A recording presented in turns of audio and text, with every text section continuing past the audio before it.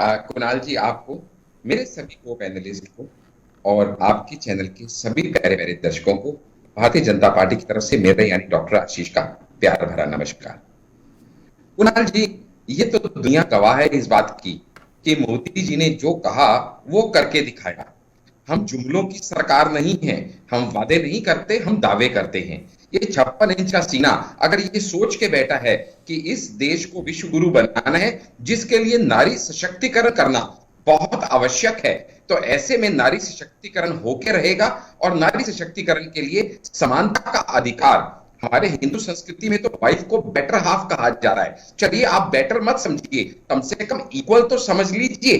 तो इसलिए ये इक्वालिटी उनको मिले, ये सुनिश्चित करना बड़ा जरूरी है। और ये ऑलरेडी मोदी जी अपने वक्तव्य में बता चुके हैं कि भाई साहब, एक घर में रहते हुए, एक कंट्री में रहते हुए, एक जगह पे रहते हुए दो अलग अलग तरीके से दो लोगों को ट्रीट नहीं किया जा सकता, वो उचित नहीं है।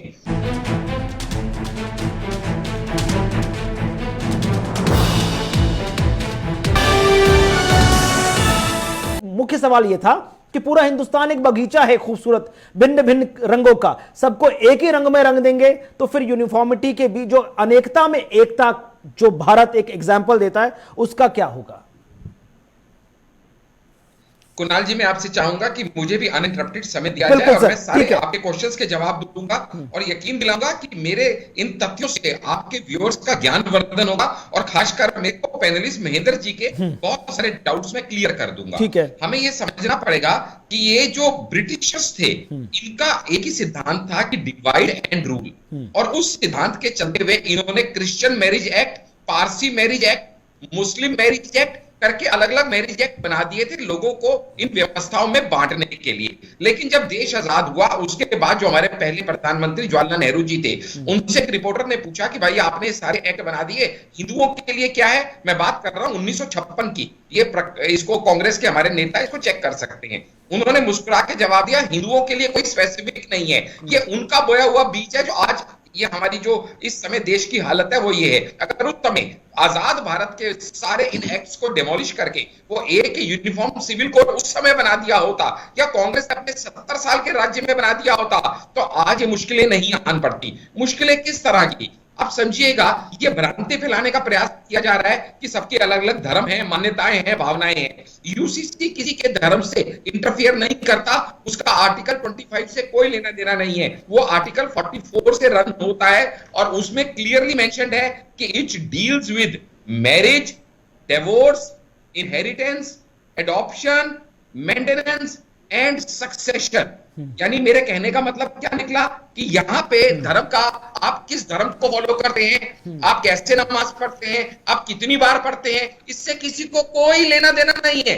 लेना देना किस चीज से है? किस उम्र में शादी होनी चाहिए, वो कॉमन होना चाहिए। ऐसा नहीं है कि मेरी मुस्लिम बहन बेटी है तो शरिया कानून के हिसाब से 9 साल में शादी कर दी जाए, जिस समय ना उसका दिमाग, ना उसका शरीर, ना उसके इमोशनल और फिजियोलॉजिकल चेंजेस उस लेवल के हैं कि उसको मां बनने पे मजबूर कर दिया जाए। दूसरा, ये इस बात को निर्धारित करता है कि कहीं ऐसा ना हो कि आज ट्रिपल तलाक तो अबॉलिश हो गया, जो एक बार में 3 तलाक बोलने से होता था, लेकिन आज भी 4 किस्म के तलाक अभी भी प्रिवेलेंट हैं, जो 1 महीने के टाइम के अंदर सिर्फ एसएमएस से, व्हाट्सएप से या मेल से दे दिए जाते हैं। आज किसी बेटी को एक व्हाट्सएप एसएमएस आ जाए और 1 महीने बाद उसको तलाक दे दिया जाए, और वो भी एक तरफा, जबकि हिंदू धर्म में 2 तरफा होता है। दूसरी बात, ऐसा नहीं है कि उसको रेगुलर मेंटेनेंस मिलने की बजाय सिर्फ एक बार का मेहर दे दिया जाए 10-15 हजार रुपए का, कि ले भैया अब अपना तो गुजारा कर ले। ऐसा नहीं है कि अगर उसको बच्चा नहीं हो रहा तो आप उसको तलाक देने के लायक बन जाते हैं। भैया एडॉप्शन कीजिए, लेकिन अगर एडॉप्ट करेंगे तो ऐसे में आपको इनहेरिटेंस पे राइट नहीं मिलेगा। ऐसा नहीं होना चाहिए। एडॉप्टेड बच्चा भी लीगली उतना ही वैलिड होता है अगर वो सही तरीके से एडॉप्ट किया जाए। So it is to empower the lady contingent, it is to empower the nari shakti, it is to bring the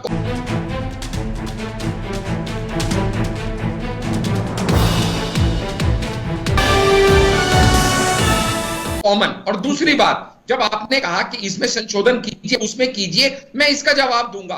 जब इंडियन पीनल कोड सब धर्मों के लिए एक ही है, धर्म का कोई लेना देना नहीं। अगर आप किसी को खून करेंगे तो जज ये नहीं देखेगा आपको सजाए मौत या उम्र कैद देने से पहले कि आप हिंदू हैं, मुस्लिम हैं, सिख हैं, ईसाई हैं। सजा में इंडियन पीनल कोड सबके लिए बराबर है, लेकिन जब राइट्स देने की बात आती है तो यूनिफॉर्म सिविल कोड सबके लिए एक बराबर नहीं होना चाहिए। तब ये देख के आखिरी बात कहूंगा कुणाल जी, आखिरी बात कहूंगा, आखिरी बात 10 सेकेंड। जब सेंट्रल गवर्नमेंट बेनिफिट देती है, चाहे वो सब्सिडी का हो, चाहे वो एलपीजी का हो, चाहे वो फ्री वैक्सीनेशन का हो, चाहे वो फ्री राशन का हो, तब वो किसी का धर्म देख के नहीं देती। तो फिर जब आपको आपके राइट्स और ड्यूटीज इंटररिलेटेड हैं, तो फिर जब आपकी बारी आती है तब आपको धर्म क्यों याद आ जाता है? तब धर्म विशेष के हिसाब से क्यों कानून बना?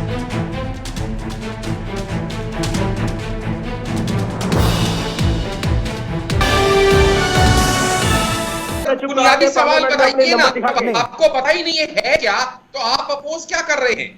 आपने पूरे हिंदुस्तान में ये फैला रखा है, आपसे तुमने पूरे हिंदुस्तान में ये फैला रखा है, भ्रम फैला रखा है कि ये मुस्लिम के अगेंस्ट है।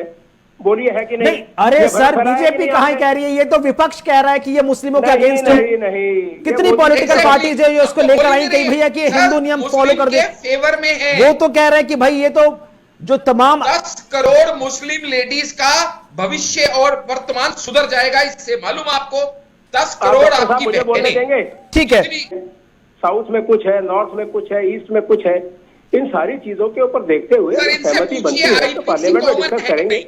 ना हम अपोज कर रहे हैं, ना हम इसको सपोर्ट कर रहे हैं। ठीक है, जब डिस्कशन होगा हम अपना विचार कॉमन है या नहीं? ठीक है, ठीक।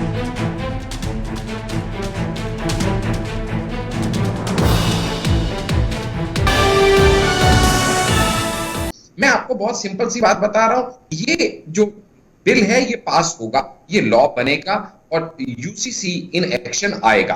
क्योंकि जहां तक आपने आंकड़ों की बात करी, आप अच्छे से जानते हैं कि लोकसभा में भारतीय जनता पार्टी को कोई दिक्कत नहीं है, क्योंकि 543 की लोकसभा में 273 की मेजोरिटी चाहिए और बीजेपी खुद के पास 304 सांसद है और एनडीए मिला के 353 बन जाते हैं। तो हमें बिल्कुल कोई चिंता की जरूरत नहीं है। हल्की सी चिंता एक जो विषय में आज न्यूज डिबेट्स में मैं देख रहा हूं आ रही है, वो शायद राज्यसभा को लेके है, और वो भी बिल्कुल इनफैक्चुअल है। मैं आपको बता दूं, क्योंकि आज की डेट में ज्यादातर ऑपोजिशन पार्टी सिर्फ इसलिए अपोज कर रही है क्योंकि वो ऑपोजिशन में है। तो क्योंकि बीजेपी लेके आ रही है तो पहला मकसद है इसको अपोज करो, मोदी को रोको। ये बाद में घर जाके सोचेंगे कि भैया हमने सही अपोज किया कि गलत अपोज किया। और जैसे जैसे लोग इस यूसीसी के बारे में जानकारी ज्यादा लेते चले जा रहे हैं, मैं कहूंगा कि हर पार्टी के अपने वोटर उनको प्रेशराइज कर देंगे यूसीसी के पक्ष में वोट देने के लिए, क्योंकि राज्यसभा में ऑलरेडी जहां पे 237 टोटल सीट्स हैं, मेजॉरिटी के लिए सिर्फ 119 चाहिए। उस 119 में से 108 पहले ही एनडीए के पास है। हमें सिर्फ 11 और सीटें चाहिए, वोट चाहिए, I mean to see 11 vote. मालूम कुणाल जी कितने में से चाहिए? हमें 129 वोट्स में से सिर्फ 11 चाहिए। आपको क्या लगता है 129 में से 11 भी लोग समझदार वहां नहीं होंगे? 11 लोग भी ऐसे नहीं होंगे जो अपने हित को छोड़ के पहले राष्ट्र हित को सोचे, जो माइनॉरिटीज के बारे में सोचे, जो वुमेन कंटीजेंट के बारे में सोचे? मुझे ऐसा नहीं लगता, क्योंकि जब ठंडे दिमाग से कोई भी नेता इस बारे में सोचेगा तो वो खुद ब खुद समझ पाएगा। भाई साहब, ठीक है, 9 साल की बिटिया को शादी करने की परमिशन मिल जाए वो जस्टिफाइड नहीं है।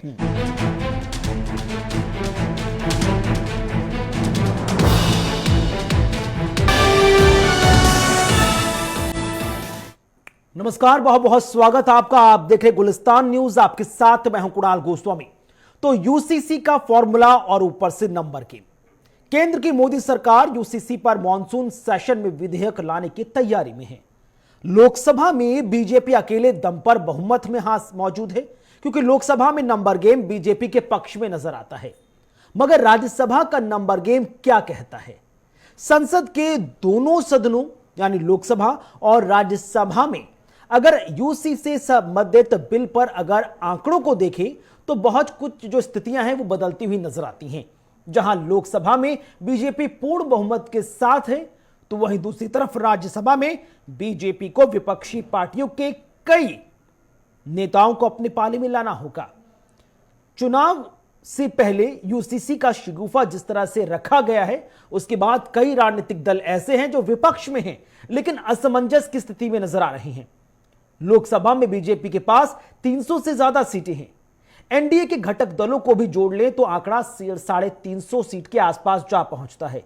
इसीलिए लोकसभा से बिल पास कराने में बीजेपी के सामने कोई दिक्कत नहीं आएगी, कोई अड़चन नहीं होगी। मगर राज्यसभा की तस्वीर अलग है, अलहदा है। अगर आप यूसीसी के समर्थन में वोट नहीं करती तो ऐसे में बीजेडी, वाईएसआर कांग्रेस, बीआरएस का रुख अहम हो जाएगा। इन दलों ने अब तक अपने पत्ते नहीं खोले हैं। बीजेडी यानी बीजू जनता दल और वाईएसआर कांग्रेस दोनों के पास राज्यसभा में 9 सांसद हैं। ये दल अगर यूसीसी के पक्ष में वोट करते हैं तो बिल उच्च सदन में भी आसानी के साथ पास हो जाएगा। यूसीसी को लेकर कई राजनीतिक दल अपना अपना रुख पहले ही स्पष्ट कर चुके हैं। यूसीसी को लेकर आम आदमी पार्टी, उद्धव ठाकरे, जेडीयू काफी हद तक नरम दिल अपना चुके हैं। इधर उद्धव ठाकरे मुस्लिम पर्सनल लॉ बोर्ड के पदाधिकारियों के साथ बैठक कर साफ कर चुके हैं कि भाई ये सबके भले में है, लेकिन बड़े स्पेक्ट्रम पर चर्चा होने की बहुत ज्यादा जरूरत है। इधर एनसीपी का कहना है कि ना वो अभी पक्ष में है ना विपक्ष में, अभी वो सिर्फ स्टडी मोड में है, पढ़ रहे हैं। पढ़ने के बाद कई चीजें हैं जिस पर स्पष्टीकरण सरकार से चाहेंगे और उसके बाद फिर आगे बढ़ा जाएगा। और इन्हीं तमाम चीजों के बीच बात करेंगे बड़ी खबर की और उसके बाद चर्चा को आगे बढ़ाएंगे। तो मॉनसून सेशन में आएगा समान नागरिकता बिल। मॉनसून सत्र में विधेयक लाने की तैयारी में सरकार, बड़ी खबर। यूसीसी को लेकर दिल्ली में कांग्रेस की भी बड़ी बैठक। इधर 3 जुलाई को बीजेपी संसदीय स्थायी समिति की बैठक करने जा रही है और केंद्र में होगा यूसीसी का मुद्दा।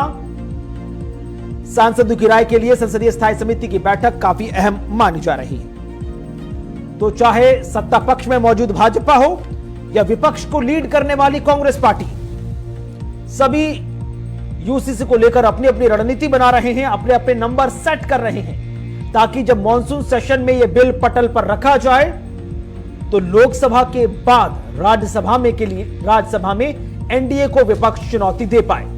लेकिन देखना बेहद खास होगा कि महागठबंधन ने अपने तरकश में कितने तीर ऐसे संभाले हैं जो सरकार के लिए बड़ा खतरा बनेंगे। और सरकार के लिए चुनौती कि संसद में मॉनसून सेशन के दौरान यूसीसी बिल लाने से पहले आंकड़ा अपने पक्ष में कर लिया जाए।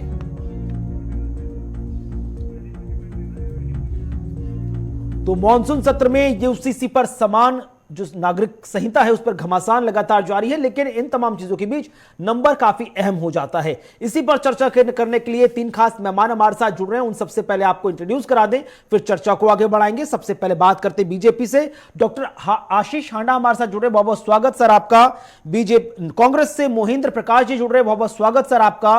और हमारे साथ मुस्लिम स्कॉलर मोहम्मद आरिफ भी जुड़ रहे हैं, बहुत बहुत स्वागत मोहम्मद आरिफ जी भी आपका।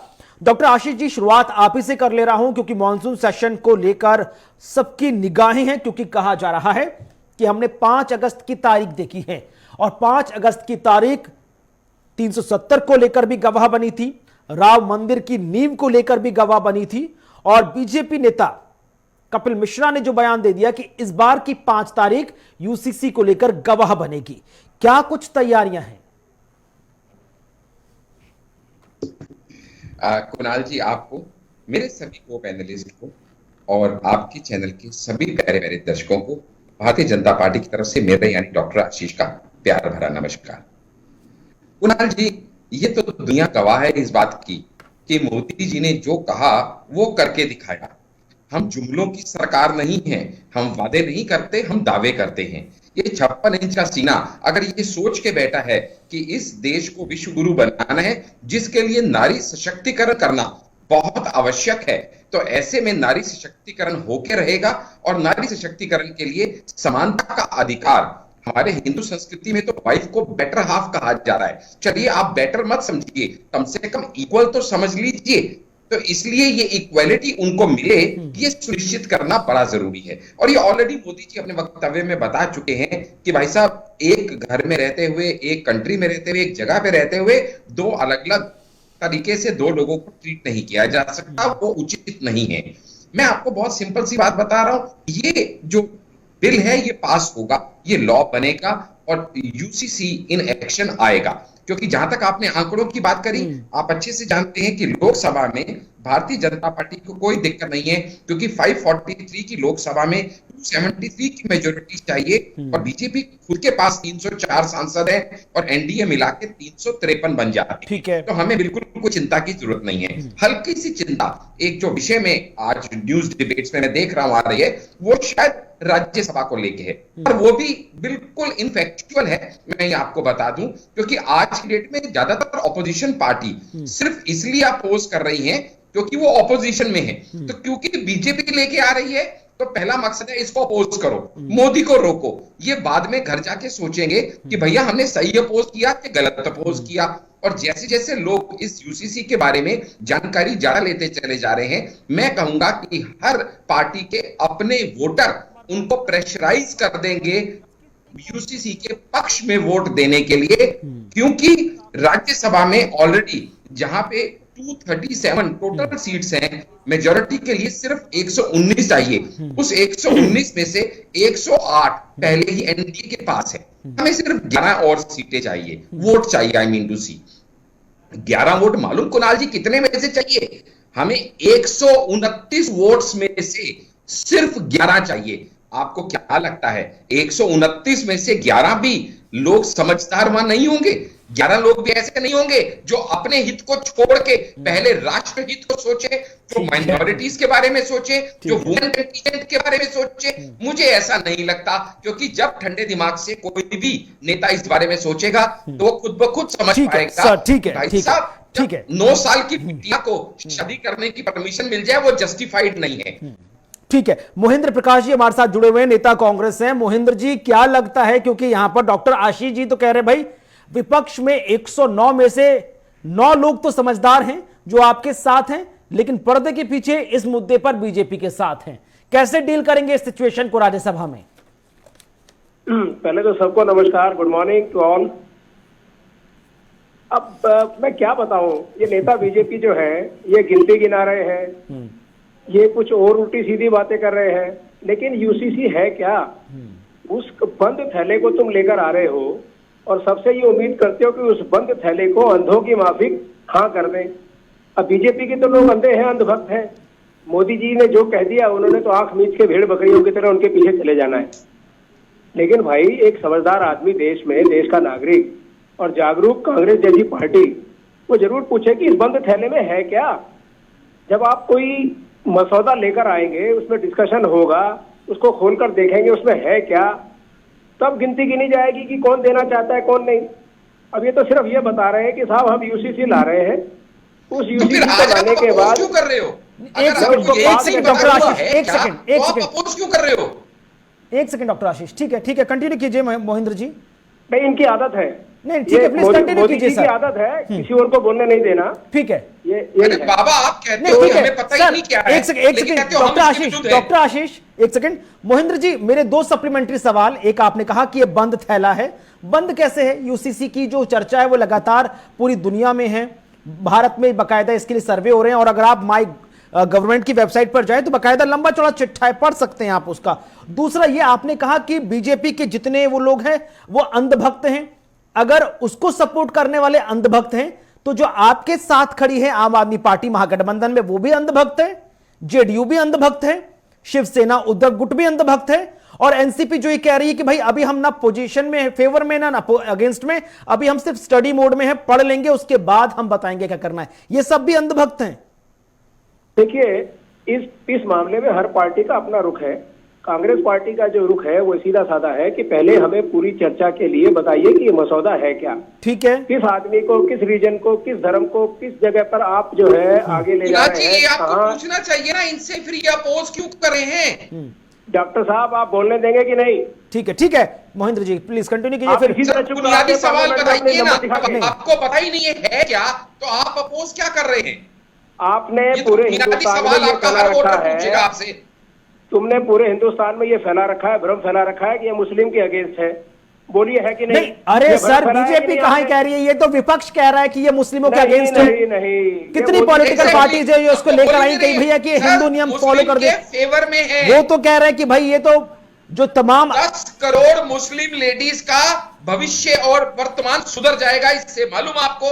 10 करोड़ डॉक्टर साहब आपकी मुझे बोलने बहनें। देंगे? ठीक है, कितनी- ठीक है, डॉक्टर ठीक है, साहब मुझे बोलने ठीक है, देंगे? एक मिनट भाई साहब, मैं अपनी ठीक है, बात पूरी कंटिन्यू कर दूं। कीजिए फिर सर। ठीक है, कंटिन्यू कीजिए। हाँ, देखिए, इसमें कांग्रेस पार्टी का स्पष्ट मत है कि पूरी चीजें हिंदुस्तान के अंदर विभिन्न धर्म विभिन्न स्थानों पर अलग अलग, कहीं आदिवासी है, कहीं हरियाणा है, कहीं पंजाब है, कहीं कुछ, हर जगह बोली अलग है, संस्थाएं अलग है, व्यवस्थाएं अलग है, आपसी पारस्परिक जो हमारे संबंध है, साउथ में कुछ है, नॉर्थ में कुछ है, ईस्ट में कुछ है।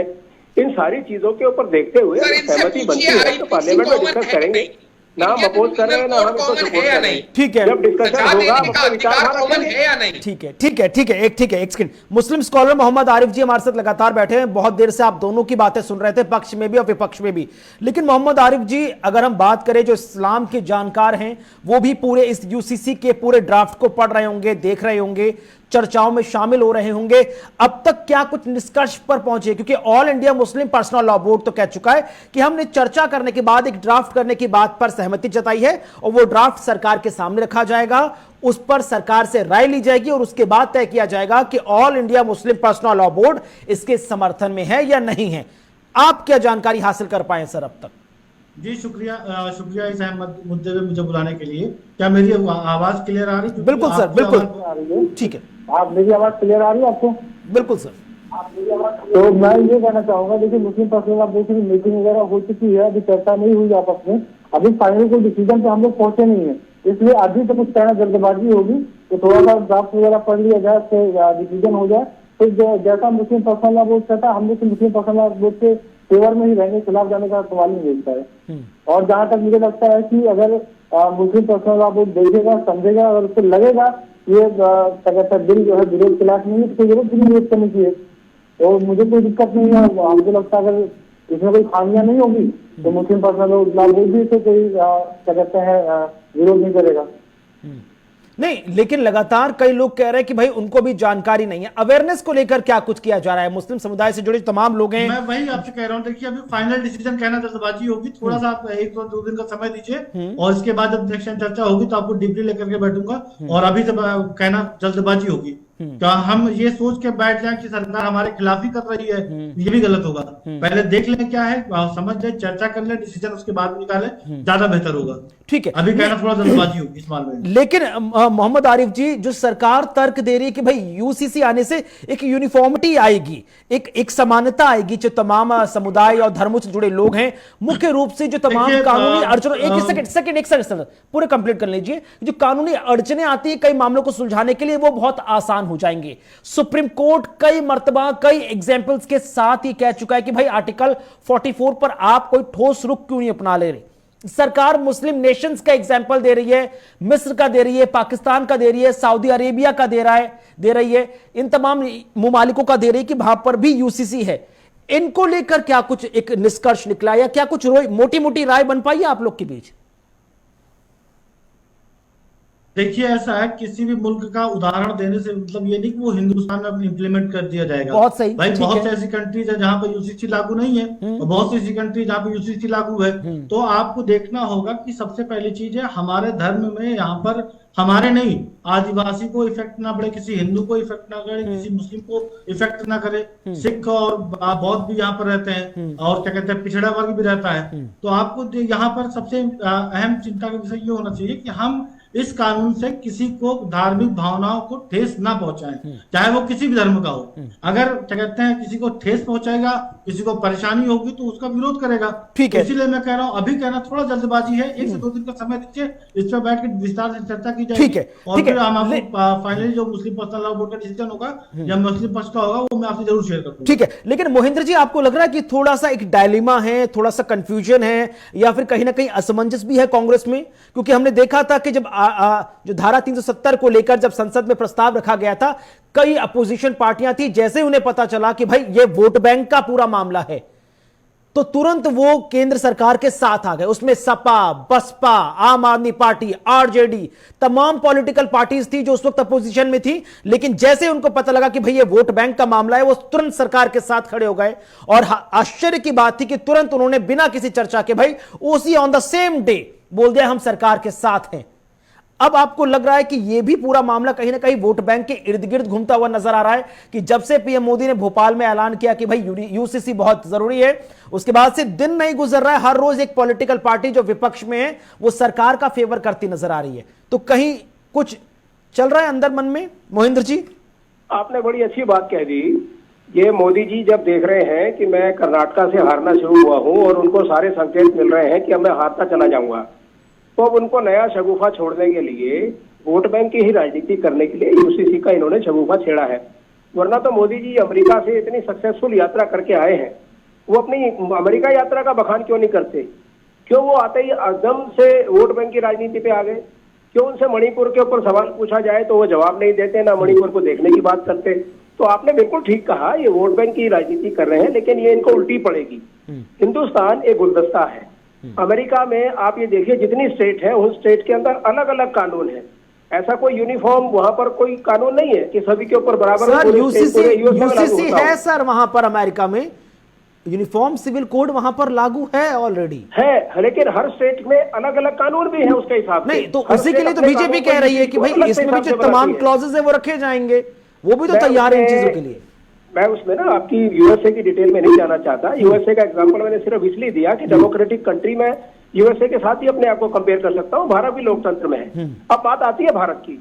देखिए भारत के अंदर जब 1947 के बाद, आजादी के बाद, ये हमारे देश के नेता लोग बैठे जिन्होंने अपना जीवन लगा दिया आजादी के लिए और बड़े प्रबुद्ध नागरिक थे, पढ़े लिखे थे, उन्होंने इस गुलदस्ते को बनाए रखने के लिए व्यवस्थाएं सारी दे दी कि देखिए इसको आज की डेट में हिंदुस्तान में सभी धर्मों का स्थान देते हैं, सभी संस्कारों का स्थान देते हैं, सभी धर्मों में प्रचलित जो प्रथाएं हैं उनका स्थान दे देते हैं।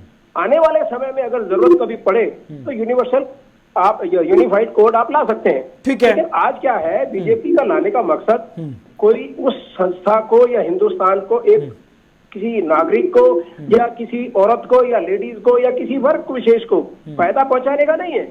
इनको सिर्फ हिंदुस्तान में लड़ाई करानी है। हिंदुस्तान में एक संस्था को दूसरी संस्था से, एक राज्य को दूसरे राज्य से, एक धर्म को दूसरे धर्म से, और खास तौर पर हिंदू धर्म के धर्म रक्षक ये बन रहे हैं। मैं सिर्फ एक सवाल आपसे करना चाहता हूँ कि मेरे जो काबिल दोस्त है जवाब देने। ठीक है मोहिंद्र जी, ठीक है, एक सवाल है मेरा, एक सवाल है कि भाई हिंदू जो हमारा ज्वाइंट फैमिली है, उसके बारे में क्या करना चाहता हूँ। ठीक है, मैं हो गए सर। 2-3 सवाल थे आपके डॉक्टर आशीष से। डॉक्टर आशीष, एक तो इनका जो लास्ट सवाल ये था कि भाई जो हिंदुओं को लेकर जो एक्ट्स हैं उस पर क्यों नहीं संशोधन कर लिया जाता? जो यूनिफॉर्मिटी हमें नजर नहीं आती, कई ऐसी आदिवासी जनजातियां हैं या कई ऐसी जातियां हैं जिनको मंदिरों में अभी भी प्रवेश करने को वर्जित माना गया, उनके लिए अब तक कोई कदम क्यों नहीं उठाया? और दूसरा जो उनका मुख्य सवाल यह था कि पूरा हिंदुस्तान एक बगीचा है खूबसूरत, भिन्न भिन्न रंगों का, सबको एक ही रंग में रंग देंगे तो फिर यूनिफॉर्मिटी के बीच जो अनेकता में एकता जो भारत एक एग्जाम्पल देता है उसका क्या होगा? कुणाल जी, मैं आपसे चाहूंगा कि मुझे भी अनइंटरप्टेड समय दिया जाए और मैं सारे आपके क्वेश्चंस के जवाब दूंगा और यकीन दिलाऊंगा कि मेरे इन तथ्यों से आपके व्यूअर्स का ज्ञानवर्धन होगा और खासकर मेरे को पैनलिस्ट महेंद्र जी के बहुत सारे डाउट्स में क्लियर कर दूंगा। हमें यह समझना पड़ेगा कि ये जो ब्रिटिशर्स थे इनका एक ही सिद्धांत था कि डिवाइड एंड रूल, और उस सिद्धांत के चलते हुए इन्होंने Christian marriage act, Parsi marriage act, मुस्लिम मैरिज एक्ट करके अलग अलग मैरिज एक्ट बना दिए थे लोगों को इन व्यवस्थाओं में बांटने के लिए। लेकिन जब देश आजाद हुआ उसके बाद जो हमारे पहले प्रधानमंत्री जवाहरलाल नेहरू जी थे, उनसे एक रिपोर्टर ने पूछा कि भाई आपने सारे एक्ट बना दिए, हिंदुओं के लिए क्या है? मैं बात कर रहा हूं 1956 की। ये इसको कांग्रेस के हमारे नेता इसको चेक कर सकते हैं। उन्होंने मुस्कुरा के जवाब दिया, हिंदुओं के लिए कोई स्पेसिफिक नहीं है, ये उनका बोया हुआ बीज है जो आज ये हमारी जो इस समय देश की हालत है वो ये है। अगर उस समय आजाद भारत के सारे इन एक्ट्स को डेमोलिश करके वो एक यूनिफॉर्म सिविल कोड उस समय बना दिया होता या कांग्रेस अपने 70 साल के राज्य में बना दिया होता तो आज ये मुश्किलें नहीं आन पड़ती। मुश्किलें किस तरह की आप समझिएगा ये भ्रांति फैलाने का प्रयास किया जा रहा है कि सबके अलग अलग धर्म हैं, मान्यताएं हैं, भावनाएं हैं। यूसीसी किसी के धर्म से इंटरफियर नहीं करता, उसका आर्टिकल 25 से कोई लेना देना नहीं है, वो आर्टिकल 44 से रन होता है और उसमें क्लियरली मेंशन्ड है कि it deals with marriage, divorce, inheritance, adoption, maintenance and succession. यानी मेरे कहने का मतलब क्या निकला कि यहाँ पे धर्म का, आप किस धर्म को फॉलो करते हैं, आप कैसे नमाज पढ़ते हैं, आप कितनी बार पढ़ते हैं, इससे किसी को कोई लेना देना नहीं है। लेना देना किस चीज से है, किस उम्र में शादी होनी चाहिए, वो कॉमन होना चाहिए। ऐसा नहीं है कि मेरी मुस्लिम बहन बेटी है तो शरिया कानून के हिसाब से 9 साल में शादी कर दी जाए, जिस समय ना उसका दिमाग, ना उसका शरीर, ना उसके इमोशनल और फिजियोलॉजिकल चेंजेस उस लेवल के हैं कि उसको मां बनने पे मजबूर कर दिया जाए। दूसरा, ये इस बात को निर्धारित करता है कि कहीं ऐसा ना हो कि आज ट्रिपल तलाक तो अबॉलिश हो गया, जो एक बार में 3 तलाक बोलने से होता था, लेकिन आज भी 4 किस्म के तलाक अभी भी प्रिवेलेंट हैं, जो 1 महीने के टाइम के अंदर सिर्फ एसएमएस से, व्हाट्सएप से या मेल से दे दिए जाते हैं। आज किसी बेटी को एक व्हाट्सएप एसएमएस आ जाए और 1 महीने बाद उसको तलाक दे दिया जाए, और वो भी एक तरफा, जबकि हिंदू धर्म में 2 तरफा होता है। दूसरी बात, ऐसा नहीं है कि उसको रेगुलर मेंटेनेंस मिलने की बजाय सिर्फ एक बार का मेहर दे दिया जाए 10-15 हजार रुपए का कि ले भैया अब अपना तो गुजारा कर ले। ऐसा नहीं है कि अगर उसको बच्चा नहीं हो रहा तो आप उसको तलाक देने के लायक बन जाते हैं। भैया एडॉप्शन कीजिए, लेकिन अगर एडॉप्ट करेंगे तो ऐसे में आपको इनहेरिटेंस पे राइट नहीं मिलेगा। ऐसा नहीं होना चाहिए। एडॉप्टेड बच्चा भी लीगली उतना ही वैलिड होता है अगर वो सही तरीके से एडॉप्ट किया जाए। So it is to empower the lady contingent, it is to empower the nari shakti, it is to bring the common. और दूसरी बात, जब आपने कहा कि इसमें संशोधन कीजिए, उसमें कीजिए, मैं इसका जवाब दूंगा। जब इंडियन पीनल कोड सब धर्मों के लिए एक ही है, धर्म का कोई लेना देना नहीं। अगर आप किसी को खून करेंगे तो जज ये नहीं देखेगा आपको सजाए मौत या उम्र कैद देने से पहले कि आप हिंदू हैं, मुस्लिम हैं, सिख हैं, ईसाई हैं। सजा में इंडियन पीनल कोड सबके लिए बराबर है, लेकिन जब राइट्स देने की बात आती है तो यूनिफॉर्म सिविल कोड सबके लिए एक बराबर नहीं होना चाहिए। तब ये देख के आखिरी बात कहूंगा कुणाल जी, आखिरी बात कहूंगा, आखिरी बात 10 सेकेंड। जब सेंट्रल गवर्नमेंट बेनिफिट देती है, चाहे वो सब्सिडी का हो, चाहे वो एलपीजी का हो, चाहे वो फ्री वैक्सीनेशन का हो, चाहे वो फ्री राशन का हो, तब वो किसी का धर्म देख के नहीं देती। तो फिर जब आपको आपके राइट्स और ड्यूटीज इंटररिलेटेड हैं, तो फिर जब आपकी बारी आती है तब आपको धर्म क्यों याद आ जाता है, तब धर्म विशेष के हिसाब से क्यों कानून बनने मोहम्मद आरिफ जी, मोहम्मद आरिफ जी, बहुत संक्षेप में जो तमाम दलीलें यहां पर बीजेपी प्रवक्ता देते नजर आए, उनसे आप कितना इत्तेफाक रखते हैं, उन्हें कितना प्रैक्टिकल और जस्टिसफुल मानते हैं? बहुत छोटी में। सर एक्चुअल में जो भी इन्होंने बोला बिल्कुल आवाज ब्रेक हो रही थी, मैं समझ नहीं पा रहा था क्या बोल रहे थे, इसलिए मैं जवाब तो देने में अभी समझ में नहीं आ रहा मुझे। चलिए, क्योंकि आवाज बहुत कट रही थी, बिल्कुल समझ में नहीं आया क्या बोला इन्होंने। चलिए, बहुत बहुत शुक्रिया आप तीनों खास मेहमानों का। चर्चा में इतनी ही समय की इजाजत दे रही थी, अन्यथा इस मुद्दे को और आगे बढ़ाते। बहुत अहम सवाल थे, बहुत अहम सवालों पर जवाब भी लेना था। फिलहाल बहुत बहुत शुक्रिया आप तीनों खास मेहमानों का। चर्चा में बस इतना ही। वक्त छोटे से ब्रेक का, खबरें आगे भी जारी हैं।